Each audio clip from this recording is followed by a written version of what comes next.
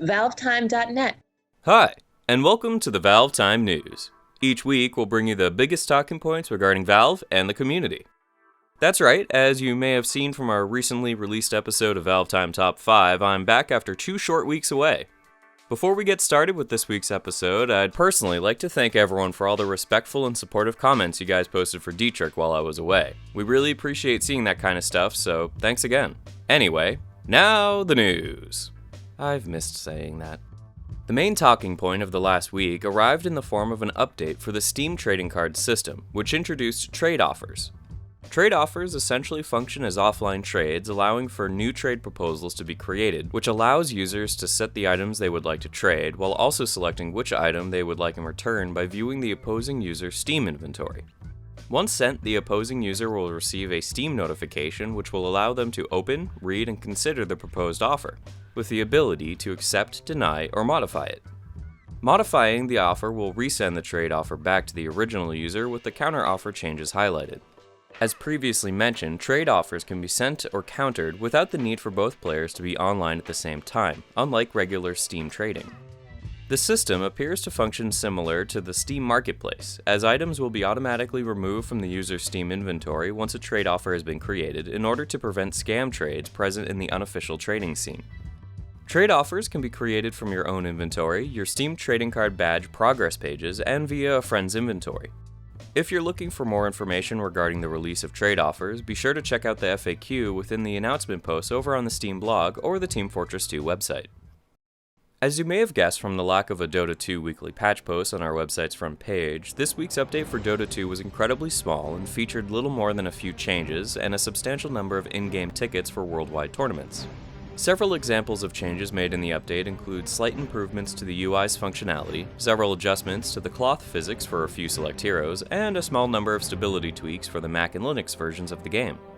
For a closer look at the update for this week, be sure to head on over to Cyborg Matt's patch analysis or the changelog post over on the Dota 2 wiki. Since we just ran out of news topics, this is usually the part of the show where I go, that brings us to the end of another week of Valve News. But since this week has been so ridiculously quiet, we thought we'd spend a few minutes highlighting some of the smaller community talking points which caught our eye earlier this week, even if we might not have mentioned them during a week packed with official news.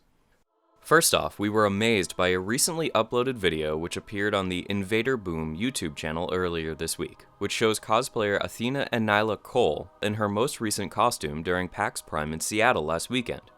While we're pretty sure GLaDOS has been recreated in cosplay countless times, we were extremely impressed by the amount of effort and originality Enayla has put into this recent interpretation of the character.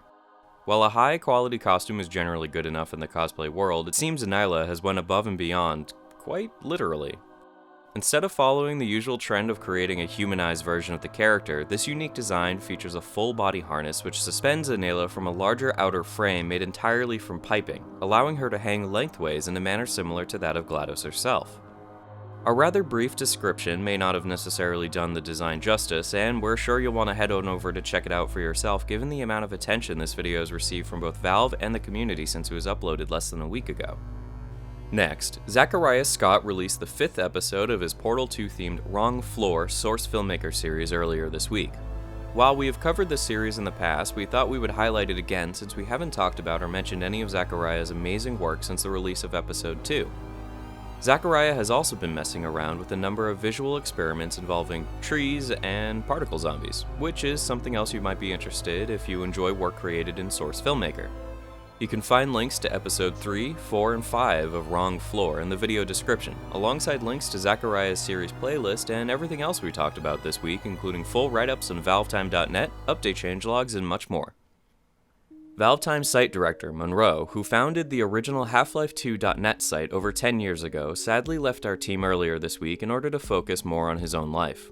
We just thought we'd take a few seconds here at the end of the episode to thank him for all the hard work he has put in over the years and to wish him the best of luck in his future endeavors.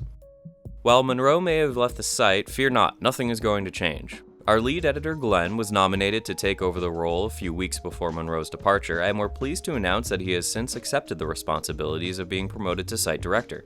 If you're looking for more proof that nothing will change, why not check out the 4th episode of ValveTime Top 5, which we uploaded to our YouTube channel earlier this week. In this episode, we decided to take an in-depth look at what we feel are the top 5 best Meet the Team videos for Team Fortress 2. While we don't usually concern ourselves with viewing figures all that much, we're sure on this occasion that more than a few of you may have missed the original upload of it, given how it was released ridiculously early in the morning. And we mean ridiculously early. A link to the video has been included in the description below, alongside everything else we've talked about in this episode. That brings us to the end of another week of Valve news. Don't forget to subscribe to our channel for more ValveTime videos, news, and reviews coming soon. And while you're waiting for more content, why not head on over to our Dota 2 Announcer Pack submission over on the Steam Workshop to rate us positively.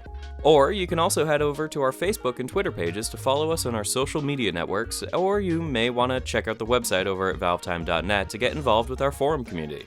Thanks for watching, and bye for now.